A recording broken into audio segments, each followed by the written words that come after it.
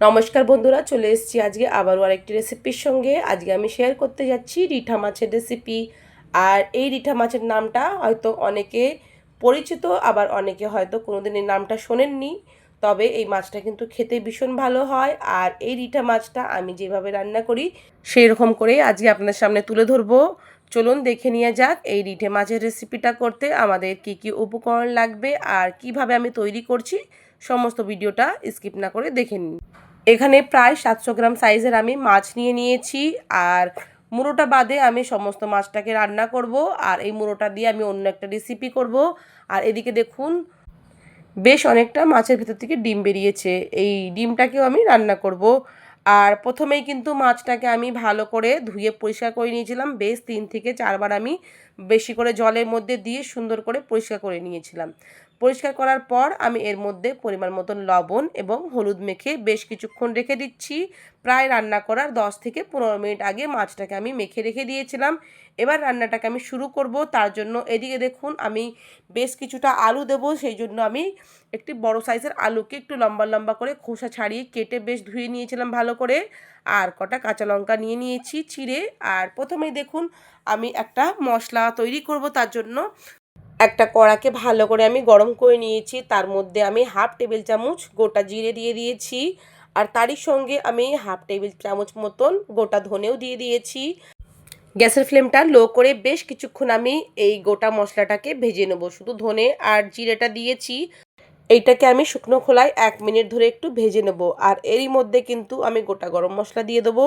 যেমন আমি এখানে দালচিনি নিয়েছি একটুখানি, মানে সামান্য, বেশি দিইনি। এটা সমস্ত মশলাটাকে আমি শিলনোড়াতে বাটবো। আর গরম মশলাটা কিন্তু আমি আলাদা বাটবো।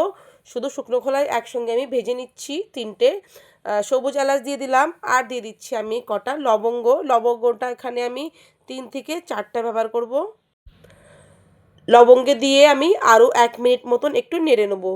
1 মিনিট নেড়ে নিয়েছি। এবার এই মশলাটাকে একটু ঠান্ডা করে নেব। ঠান্ডা করে নিয়ে গরম মশলাটা আমি আলাদা বাটবো। আর জিরে আর ধনেটাকে কিন্তু আমি একসঙ্গে বাটবো।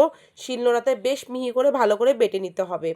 এবার দেখুন, মশলাটাকে তোলার পর আমি এর মধ্যে এবার সরষের তেল দিয়ে দিচ্ছি। ওদিকে মশলাটা ঠান্ডা হচ্ছে, ততক্ষণ আমি এখানে মাছগুলোকে একটু কষিয়ে নেবো। যেহেতু এই মাছটা ভাঙে না সহজে, সেই জন্য এই মাছটা মাংসর মতন একটু কষিয়ে নিয়ে রান্না করলে কিন্তু বেশ ভালো হয়। আর এদিকে তেলটাকে বেশ ভালো করে গরম করে নিচ্ছি। তার মধ্যে আমি গোটা জিরে দিয়ে দিয়েছি। আর দিয়ে দেবো আলু। আলুটাকে দিয়ে আমি বেশ কিছুক্ষণ লাল লাল করে গ্যাসের ফ্লেমটা একদম মিডিয়াম করে নিয়ে মিডিয়াম টু হাই করে এটাকে ভেজে নেব। কিছুক্ষণ ধরে আলুটাকে আমি বেশ ভালোভাবে কিন্তু লাল লাল করে ভেজে নিয়েছিলাম। আর এখানে কিন্তু আমি একটাই আলু দিয়েছি। আলু আপনাদের যে যেমন খাবেন সেই হিসাবে দিয়ে দেবেন। একটা আলু আমার বেশ বড় আলু ছিল, তাই আমি একটা আলুই দিয়েছি। আর সেটাই কিন্তু একটু মোটা মোটা করে বড় করে কেটে নিয়েছিলাম লম্বা করে। আর এই আলুটাকে একটু বেশ লাল লাল করে কিছুক্ষণ ধরে ভেজে নিয়েছিলাম আমি। ভাজার পর এই আলুটাকে আমি একটা প্লেটের মধ্যে তুলে নেব। সমস্ত আলুগুলোকে দেখতেই পাচ্ছেন ভাজা হয়ে গেছে। এবার দেখুন, আমি একটা প্লেটের মধ্যে তুলে নিচ্ছি। আলু ভেজে তুলে নেওয়ার পর আমি এখানে কিন্তু মাছ দিয়ে দিয়েছিলাম। মাছটা দেওয়ার সময় আমি ক্যামেরাটা অন করতে ভুলে গেছি, তাই আমি আপনাদের সামনে তুলে ধরতে পারিনি। মাছটা দিয়ে আমি কাঁচা লঙ্কা চেরাটাকেও দিয়ে দিয়েছি। এবার এই মাছের মধ্যে আমি কিছু মশলা দেব। মশলা মানে গুঁড়ো মশলা দিয়ে এটাকে বেশ কিছুক্ষণ ভালোভাবে কিন্তু কষিয়ে নিতে হবে আমাদের। এর মধ্যে যেমন আমি হলুদ গুঁড়ো দিলাম পরিমাণ মতন, দিয়ে দিলাম আমি লাল লঙ্কার গুঁড়ো। আর কাঁচা লঙ্কাটা কিন্তু আমি ঝালটা আমরা একটু মোটামুটি মিডিয়াম খাই, সেই হিসাবে ঝালটা দিচ্ছি। আর কাঁচা লঙ্কা বা গুঁড়ো লঙ্কা আপনারা কম বেশি দিয়ে দেবেন। আর পরিমাণ মতন লবণটাও দিয়ে দিয়েছি। একটু সামান্য জল দিয়ে দিলাম। এবার গ্যাসের ফ্লেমটাকে আমি একটু একদম লো করে দিয়েছি। লো করে আমি বেশ কিছুক্ষণ ধরে কিন্তু মাছটাকে একদম মাংসের মতন কষিয়ে নেব। তবে এখন ঢাকা দেব না, এটাকে ঢাকাটা খুলেই কিন্তু ভালো করে কিন্তু কষিয়ে নিতে হবে। আর এই মাছটা একটু শক্ত মতন হয়, মানে আপনাদের কষানোর সময় কোনো অসুবিধা হবে না, মাছটা কিন্তু ভেঙে যাবে না। তার জন্য কিন্তু মাছটাকে বেশ ভালো করে কিন্তু একটু কষিয়ে নেবেন। এই দেখুন, কিছুক্ষণ ধরে আমি কষানোর পর এখানে এইটা বেশ আমি 5 মিনিট মতন কষিয়ে নিয়েছিলাম, গ্যাসের ফ্লেমটা লো করে 5 মিনিট ধরে কষানোর পর কিন্তু আলুটাকেও দিয়ে দিয়েছিলাম আমি। এবার এই আলুটাকে দিয়ে আরও কিছুক্ষণ ধরে আমি কষিয়ে নেবো, 2 মিনিট ধরে কষিয়ে নেবো, তার বেশি কষাবো না। 2 মিনিট ধরে বেশ একটু নাড়তে চাড়তে এই মশলাটাকে সুন্দরভাবে কিন্তু কষিয়ে নিয়েছি, দেখতেই পাচ্ছেন তেল ছেড়ে দিয়েছে, এই তার মানে খুব ভালোভাবে কিন্তু কষানো হয়ে গেছে। আর এর মধ্যে আমি কিন্তু পরিমাণ মতন ঝোল দিয়ে দেবো। জলের পরিমাণটা এখানে আমি একদম মাখো ঝোলটাও করব না, আবার খুব পাতলা ঝোলটাও হবে না, আমি মিডিয়াম ঝোলটা রাখবো, সেই হিসাবেই ঝোলটা দিয়ে দিচ্ছি। আর আপনারা চাইলে একদম গা মাখোও করতে পারেন, আর আমার মতন এরকম ঝোলও করতে পারেন, খেতে কিন্তু বেশ ভালো হয় দুটোতেই। ঝোলের জন্য যতটা জল লাগবে আমি দিয়ে দিয়েছি। এবার আমি ঢাকা দেবো না, গ্যাসের ফ্লেমটা আমি একদম ফুল করে দেবো। ফুল করে এই ঝোলটা যখন একদম টকবক করে ফুটতে লাগবে, সেই সময় আমাদের মাছের ডিমগুলোকে এর মধ্যে দিয়ে দেবো। আপনারা চাইলে ডিমটাকে ভেজেও দিতে পারেন, আর নইলে এই রকম করেও দেবেন, খেতে কিন্তু বেশ ভালো লাগে। আমি কিন্তু ডিমটা ভাজিনি, আমি এই রকম যখন ঝোলটা ফুটে উঠেছে সেই সময় ডিমটাকে দিয়ে দিয়েছি। দিয়ে গ্যাসের ফ্লেমটা কিন্তু একদম মিডিয়াম টু লো করে দিয়েছি। লো করে দিয়ে ঢাকা দিয়ে আমি রেখে দিয়েছি।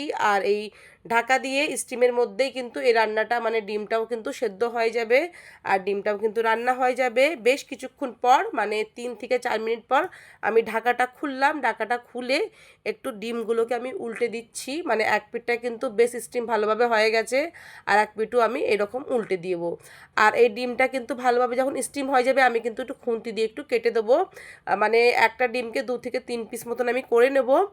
আর আমি আবারও কিন্তু কিছুক্ষণের জন্য ঢাকা দিয়ে রেখে দিচ্ছি, আরও 5 মিনিট আমি এরকমই ঢাকা দিয়ে রেখে দেবো। 5 মিনিট পর ঢাকাটা খুলছি, এই দেখুন ঝোলটাতে আমি আর ঢাকা দেবো না, কারণ আমাদের আলুটা কিন্তু সেদ্ধ হয়ে গেছে মোটামুটি, আর ডিমটাও কিন্তু বেশ ভালোভাবে কিন্তু স্টিম হয়ে গেছে, মানে সিদ্ধ হয়ে গেছে। একটু উল্টে দিলাম, উল্টে আমি ওই পিঠটা একটু ভালো করে কই নিচ্ছি। আর গ্যাসের ফ্লেমটা আমি এবার হাইতে করে দেবো। হাইতে করে দিয়ে এর মধ্যে প্রথমেই আমি ধনে আর জিরেটাকে বেটে নিয়েছিলাম শিলনোড়াতে, সেই বাটনা মশলাটাকে দিয়ে দেবো, আর দিয়ে ভালো করে কিন্তু ফুটিয়ে নেবো। গ্যাসের ফ্লেমটা হাইতে করে আমি 2 মিনিট ধরে মাছের ঝোলটাকে ভালো করে ফুটিয়ে নিয়েছিলাম। এবার আমাদের বেটে রাখা গরম মশলাটাকে এর মধ্যে দিয়ে দেবো। আর গরম মশলাটাকে দিয়ে একটু নাড়াচাড়া করে আমি কিছুক্ষণের জন্য ঢাকা দিয়ে রাখবো, বেশিক্ষণ ঢাকাটা দেবো না, কারণ ঝোলটা কিন্তু আমাদের মোটামুটি তৈরি হয়ে গেছে।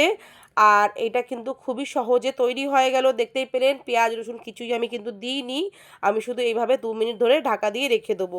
2 মিনিট ধরে ঢাকা দিয়ে রাখার পর এই দেখুন আমি এইরকম ঠিক ঝোলটা রেখেছি, না খুব বেশি গাঢ় ঝোল করেছি, আর আর এখানে পাতলা ঝোলটাও কিন্তু আমি করিনি। আর এটা কিন্তু গরম গরম পরিবেশন করবেন, গরম ভাত দিয়ে খেতে কিন্তু খুব ভালো লাগে। আর এই রিটে মাছের রেসিপিটা এই রকম করে অবশ্যই ট্রাই করে দেখবেন, এর মধ্যে কোনো রকম আমি পেঁয়াজ রসুন আদা বাটা কিছুই ব্যবহার করিনি।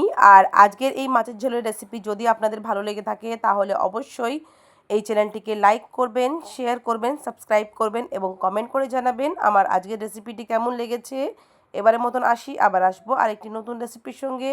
ততক্ষণ আপনারা সকলেই ভালো থাকবেন, সুস্থ থাকবেন এবং সচেতন থাকবেন।